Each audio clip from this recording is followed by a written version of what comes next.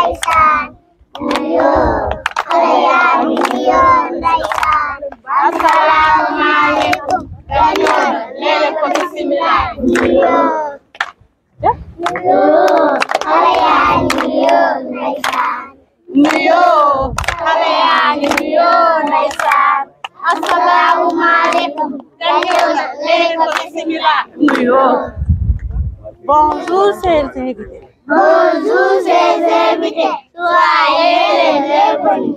Bonjour, chers invités. Soyez les bienvenus. Bonjour, chers invités. Soyez les bienvenus.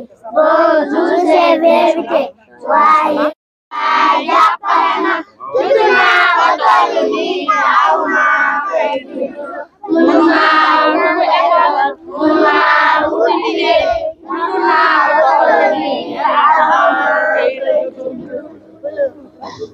À l'endroit des parents, selon lesquels les parents, depuis la naissance de l'enfant, doivent s'évertuer à les inscrire à la municipalité pour leur permettre d'avoir un extrait de naissance.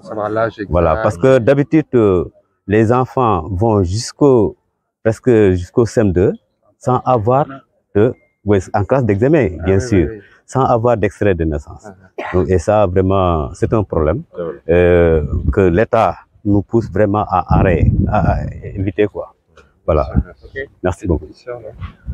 Merci beaucoup. Voilà, maintenant, et à la petite section. Voilà, donc, il n'y a pas de grande, quoi. Voilà, cette année, il n'y a pas de... Il n'y a pas d'enfants travaillent. Oui. Oui, c'est là-bas, quoi. Hein? 62, hein? Je crois que oui, 62. Oui.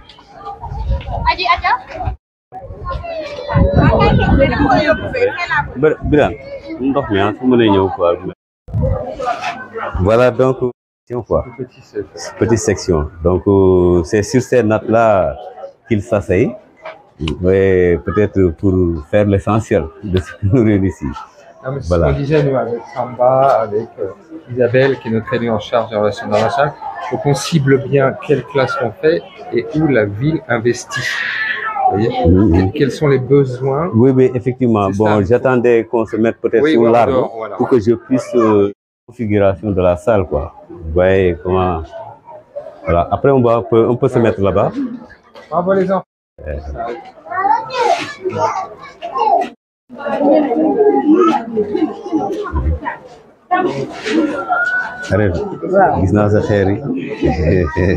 Abdoulaye Sarr, c'est moi qui suis le directeur de cet établissement depuis un certain nombre d'années. Et quand j'y arrivais, je n'avais pas trouvé ce nombre de classes actuelles auparavant. Auparavant, il y avait moins de 100 élèves. Moins de 100 élèves. Et l'école avait démarré en 2007 avec une seule classe. Voilà, donc, mais depuis un certain moment, l'effectif va crescendo du fait du besoin ponctuel qui a été exprimé, du fait aussi des résultats qui ont été réalisés. Voilà, donc on est aujourd'hui à plus de 400 élèves. 400 élèves. Voilà, donc en 2017, la communauté a exprimé le besoin d'avoir au sein de l'établissement une classe préscolaire. Bon, au début, il nous était difficile de les mettre quelque part, mais avec l'aide d'une collègue qui avait une maison non habitée, on a pu mettre ces élèves-là dans sa maison. Après, nous nous sommes évertués aussi à les accueillir au sein même de l'établissement. C'est là. Bon, au départ, c'était des craintings au départ, mais avec les moyens du bord, nous sommes parvenus à mettre la couverture autrement. Vous voyez, et en tout cas, nous sommes à l'état où est actuellement la classe préscolaire. Voilà, donc vous voyez que c'est un état vraiment un peu pitoyable, hein, entre guillemets. Hein? Oui, pitoyable. Mais l'essentiel, c'est de satisfaire la demande exprimée par la population, la communauté, qui est en tout cas de retenir leurs enfants qui doivent aller à l'école, ici à l'école même. Donc l'essentiel c'était de parvenir à ça. Et nous y sommes. Mais avec des conditions comme vous les voyez, vraiment elles sont très difficiles. Vous voyez, la dalle à chaque année nous la reprenons. La dalle. Il n'y a pas aussi de porte. Il n'y a pas de porte. C'est pourquoi. D'ailleurs, nous avions reçu une année de vous, je crois même, c'était avec l'association Mousso, on a quelques tables bancs, hein, et même des chaises pour enfants. Mais pour les garder dans cette salle, nous était vraiment très difficile. Parce qu'il n'y a pas de porte, il n'y a pas de sécurité. Il n'y a pas de sécurité. À tout instant, les élèves ou bien les enfants du dehors peuvent y entrer et semer le désordre, quoi. Voilà, donc par mesure de prudence et pour aussi les sécuriser, les maintenir, on est obligé de les mettre dans une salle qui est fermée. Bon, vous voyez que le déplacement n'est pas facile. À chaque fois, les dames qui sont avec les enfants font le déplacement, quoi, de ce petit matériel-là. Ouais, donc le besoin que nous voudrions vraiment quand même exprimer, c'était vraiment d'avoir une construction en tout cas bien faite. Voilà, autre chose aussi. Ils ont refusé des élèves parce qu'ils n'ont pas d'espace. D'espace aussi. Voilà. Plus, ouais, voilà, donc c'est difficile quand même de les surveiller, en tout cas de travailler dans certaines conditions. Donc si on pouvait avoir des toilettes à proximité, serait vraiment mieux. Voilà, donc et aussi. Il y a les enfants, on ne peut pas les retenir ici du matin jusqu'au soir sans manger quelque chose. Voilà. Ils ont besoin d'une subvention pour avoir un petit goûter entre. Voilà, je voudrais même en venir là-bas. Bon, d'abord, avant que j'évoque peut-être ce besoin, les dames qui ont en charge les enfants et tout ce dont nous avons besoin. Mais je voudrais vraiment, en tout cas, si c'est possible, qu'on puisse les prendre en charge parce qu'elles reçoivent de l'école des émoluments un peu dégradants, avilissants, vous voyez, et à chaque fois aussi, elles sont là à l'école. Elles laissent leurs préoccupations pour les besoins de l'école. Donc, si on pouvait vraiment les assister, ce serait mieux et serait encourageant. Pas faire long feu. Autre chose, c'est effectivement, si on peut avoir des dons, parce que les petits déjeuners, souvent, on aimerait que les enfants prennent ça ici à l'école. Voilà, le matériel pédagogique, vidéoprojecteur, nous en avons besoin également. Parce qu'il y a des enseignements aujourd'hui qui ne peuvent se faire que par image et à chaque fois, tu ne peux pas demander à ces élèves-là de s'élever pour voir des choses qui ne sont pas tout juste dans la réalité.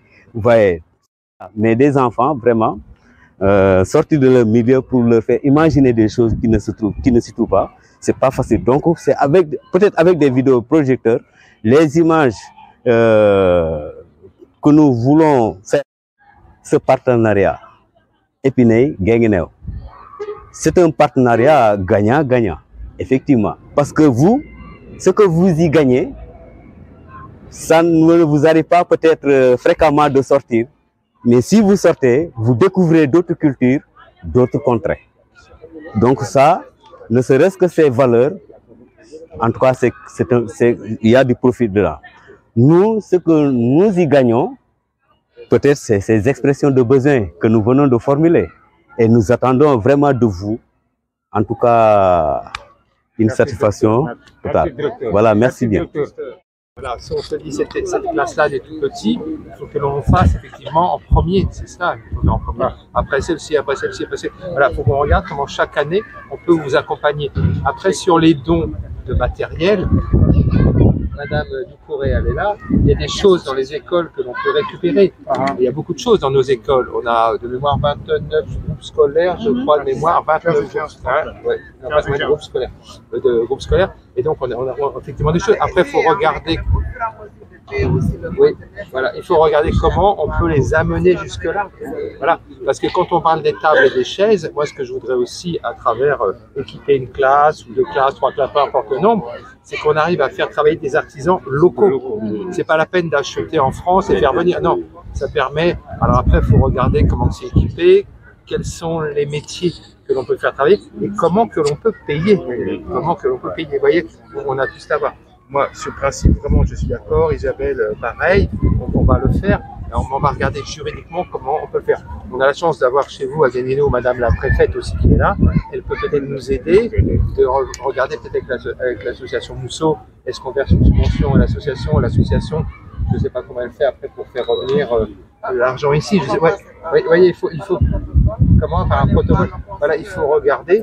Et moi, ce que j'ai fait, avant de venir vous voir sur le Sénégal, avec Samba, avec Ingrid, avec Isabelle, on est allé voir les autorités sénégalaises de France pour leur dire ce qu'on voulait faire. Vous voyez, moi j'aime bien qu'on puisse le faire avec l'autorisation des autorités, parce qu'ils peuvent nous aider eux-mêmes, les autorités.